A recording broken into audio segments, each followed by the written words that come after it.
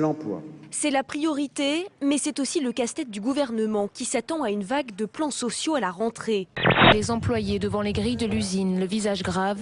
Une scène qui se répète un peu partout en France. Ici à Carcassonne, devant l'usine de crème glacée Pilpa, le couperet vient tout juste de tomber. Première idée pour limiter la casse, augmenter les moyens du dispositif de chômage partiel dès septembre. Nous notons que les Allemands ont mis 6 milliards dans le chômage partiel, pendant que nous autres, dans la même période, Français, n'avons mis que 600 millions. Les décisions qui ont été prises hier, c'est une commission pour réfléchir à l'évolution du SMIC, une commission pour réfléchir à la compétitivité de l'économie française. Il y a une chose qui est sûre, c'est qu'on a un différentiel de compétitivité avec l'Allemagne et qu'on ne va pas le rattraper en se donnant un an pour réfléchir. Demain, PSA dévoile ses mesures de redressement. Ce pourrait être le plan social le plus catastrophique de l'été. Plusieurs milliers d'emplois sont menacés. Les CDD sont vraiment un fléau et là, enfin, on est entendu, on va pouvoir aborder des négociations. Une perspective qui n'enchante pas le MEDEF. Nous avons besoin de travailler pour améliorer le fonctionnement du marché du travail, non pas pour créer des situations concrètes dans les entreprises où celles-ci vont avoir encore plus d'obligations de négociation et encore moins de possibilités d'adaptation.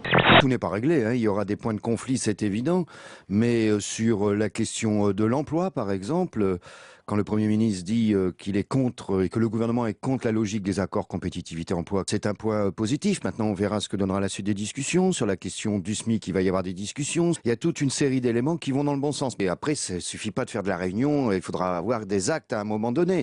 Compétitivité-emploi, c'est ce qui avait été lancé par Nicolas Sarkozy au cours de ce qu'il appelait à l'époque un sommet social qui durait 2 heures et qui commençait par une intervention du président de la République qui disait « Vous avez 3 semaines pour négocier sur le sujet, mais de toute façon, je sais ce que je vais faire après. » Et il a tué par cette méthode tout débat et toute négociation autour de ces concepts de compétitivité et emploi.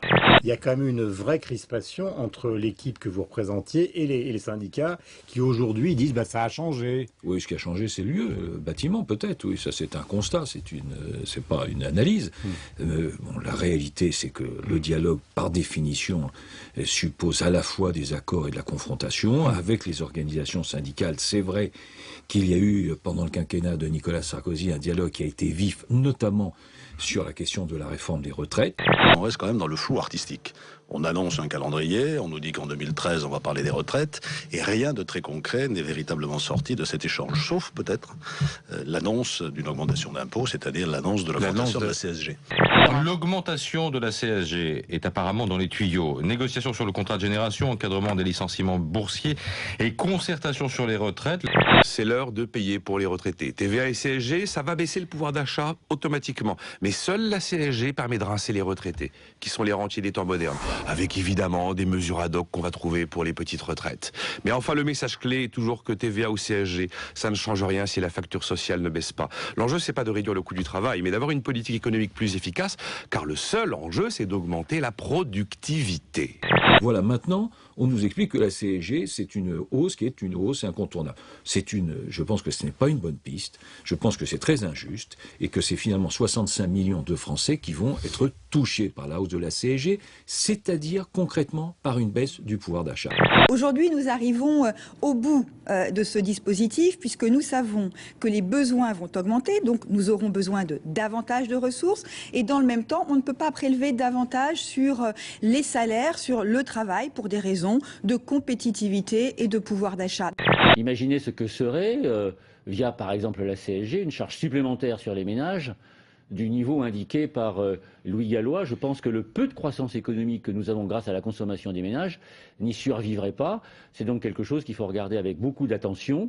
Je ne suis pas là à exprimer, je ne suis pas le ministre de la hausse des impôts. Ceux qui ont voulu résumer 2 jours de débat qui portent sur tous les grands sujets de l'économie et de la société à une question de savoir si la CSG va ou pas augmenter, alors que ce sont les mêmes à droite qui ont fait voter la TVA sociale qui diminuait le pouvoir d'achat des Français, je trouve que ceux-là y vont un peu fort. Je dois vous dire que je suis très surpris de constater depuis quelques jours à quel point l'opposition est désemparée, mais je le comprends d'une certaine façon. Quand on a été sanctionné avec une telle sévérité, il est difficile de s'en remettre spontanément. Je trouve que l'opposition n'a pas encore trouvé ses marques. Après une défaite électorale, une période de réorganisation, un gouvernement qui parle peu, il faut attendre. Il faut attendre un peu. Il faut laisser mûrir la cocotte.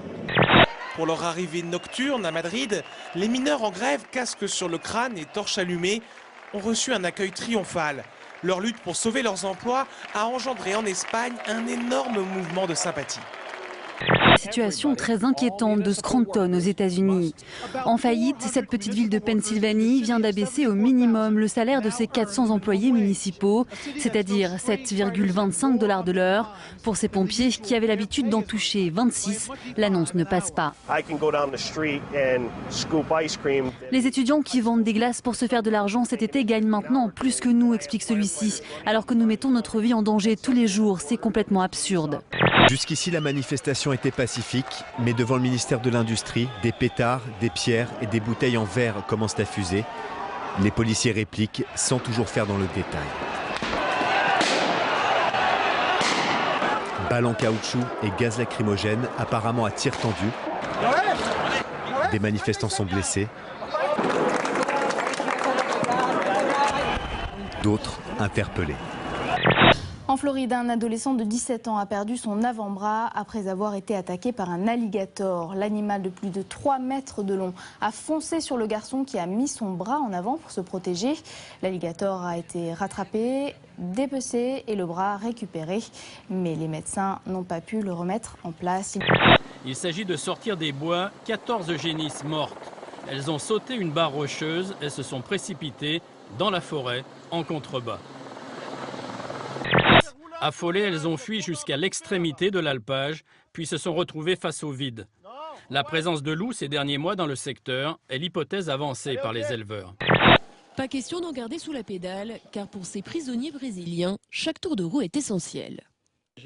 Notre idée, c'est qu'ils peuvent désormais faire de l'exercice, perdre du poids et en même temps, l'intérêt, c'est qu'après 3 jours de travail, ils gagnent une journée de remise de peine. Les détenus qui font partie du programme font donc 8 heures de vélo par jour du lundi au vendredi pour produire de l'électricité. Les vélos sont en effet reliés à des batteries qui permettent d'alimenter 10 lampadaires le long de cette promenade autrefois plongée dans le noir.